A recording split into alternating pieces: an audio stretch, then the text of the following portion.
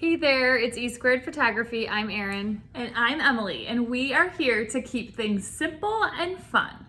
Have you ever got home from a session and loaded up all your computers to your editing program and just to realize the coloring is off so much and you have to sit there for hours upon hours trying to figure out what's right and what's wrong, and your mind just goes crazy? Well, we're here to hopefully simplify that process for you and share a little surprise and trick that we use so the editing process becomes a lot faster. And just so you know, if you're interested in more about camera settings and learning about ISO, shutter speed, aperture, in the description below, there is a free download worksheet just for you. And for the best photography tips and tricks, make sure to hit the bell for notifications and subscribe to our channel to learn more. Today we're going to talk all about white balance. So what is white balance? White balance is what balances the color in your images. It's going to make the whites look actually white, and all of the colors within balance of how they should look, and more natural skin tones and all of that sorts of stuff. So we're gonna share a little bit about how we get our white balance to look perfect. All right, we use something called an Expodisc, and it looks just like this. And we're gonna talk about how we use it too, but let's first talk about what it does.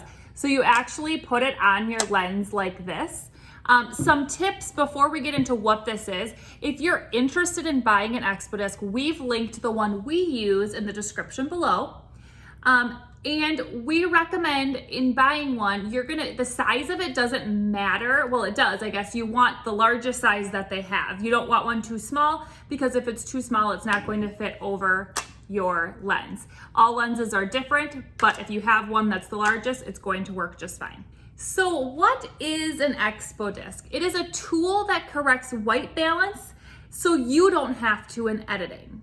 So that is why we use it. We use it to save time editing our photos. Here you see some images of Abby. On the right-hand side, we used and set our Expodisc up to help correct our white balance. Her skin tone looks a lot more natural.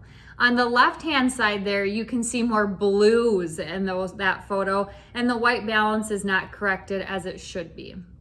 The next set of photos, again, on the right-hand side, it's just a little bit warmer. Her skin tones look more natural. We use the Expodisc. Now keep in mind, these are straight out of the camera images. These aren't edited yet.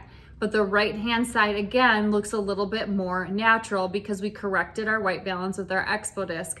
On the left-hand side, we had not yet set it. So in that, you can tell by looking at all of these images here that it's going to take us a lot less time to edit the images on the right, because their skin tone and the warmth of it is already how we like it, and the Expodisc has done that for us. All right, so let's jump into how we use the Expodisc in a session. So the first thing to know is it doesn't actually clip on or stay on your lens. You hold it there, set your Expodisc, and then you move on. Now, you do not have to do this before every single picture you take. You actually are going to do it at each new spot or location. Okay, so if we're shooting downtown by a building, we're gonna set it once and we're gonna do all of our poses, and then we're gonna maybe move to a trail and we're gonna set it there. Now, it seems when we first started using the Expodisc, we were like, oh my gosh, to have to set it every time, I'm not gonna buy one of those.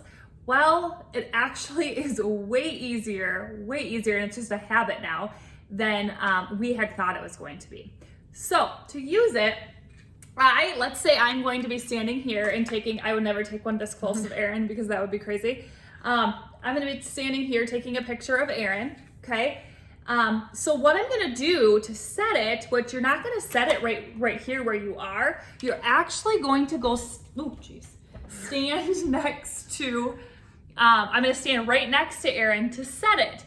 Now, what you're gonna need to do is you're gonna need to figure out, based on your camera, how you set up your Expodisc. So we shoot with the Nikon D750. And if you're interested in learning about how to set it specifically for this camera, let us know in the comments below and we can make a quick video on that for this camera. But if you don't have this camera, just Google it, you're gonna find it. It's pretty simple to set up. So I'm going to hold it over my lens. If my lens is too long, I usually have my assistant or the person next to me, my client, hold it for me. And then I'm holding down a white balance button on my camera. And then as soon as I see it flash the word pre, which is gonna be different for every camera, I'm going to click the shutter and it's going to tell me good on the cover. If it says good, I'm good to go. If it doesn't say good, if it says no good, then you need to retry it. But ours usually always says good. And although you actually clicked and took a photo, it doesn't show up on your images when you scroll through your photos because it's just setting your white balance. So it's not actually a picture that you took. Yep, so now I'm good. I can stand here and I can take Erin's picture and then change it every time I go to a new location. Now that you know a little bit more about how to correct your white balance and to make your editing a lot faster and a lot smoother, make sure you download our freebie below, which if you're struggling with manual mode at all is going to be amazing. It's all about camera settings and how to ease manual mode for you. Also, in addition to that, we've created a little bonus. So if you've ever found yourself getting kind of blurry or just very soft images and they're not extremely sharp and in focus, we've created a series of videos down below. So make sure you download that as well. If this video was helpful, make sure to hit the like button and make sure you're subscribed, share with a friend. And if you don't already, you need to follow us on our Instagram page at e2photography because we post a lot of extra videos there for you as well. We will see you next time.